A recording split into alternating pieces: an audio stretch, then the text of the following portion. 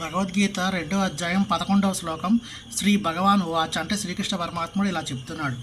అశోచానన్వ శోచనస్తం ప్రజ్ఞావాదాంశ్చ భాషసే కథాసుంశ్చ నానుశోచంతి పండితాః.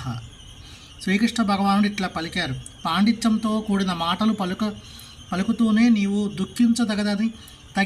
దగని విషయం గురించి దుఃఖిస్తున్నావు.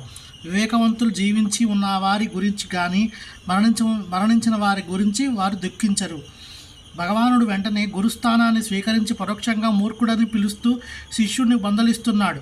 నీవు పండితుల్లాగా మాట్లాడుతున్నావు, కానీ పండితులైన వాడు అంటే దేహం అంటే ఏమిటో ఆత్మ అంటే ఏమిటో తెలిసిన వాడు దేహం ప్రాణంలో ఉన్న స్థితికి కానీ మరణించిన స్థితికి కానీ ఏ స్థితి కొరకు దుఃఖించడం తెలుసుకోవడం లేదు అని భగవానుడు పలుకుతున్నాడు. తర్వాత అధ్యాయాల్లో వివరించబడినట్లు జ్ఞానం అంటే భౌతిక పదార్థమే, ఆత్మ ఈ రెండింటిని నియంత్రించేవాడిని తెలుసుకోవడం అర్థం.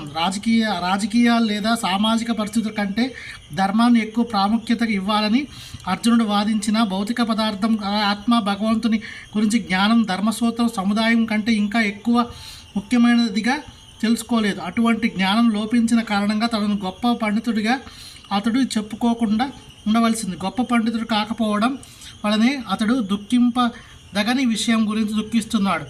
దేహం పుట్టి ఇవాళ రేపో నశించిపోతుంది కనుక అది ఆత్మ ఎంతగా ముఖ్యమైనదో కాదు. ఇది తెలిసిన వాడే నిజంగా పండితుడు. భౌతిక దేహ స్థితి ఎట్లా ఉన్నప్పటికీ అది అతనికి దుఃఖ కారణం కాదు. హరే కృష్ణ.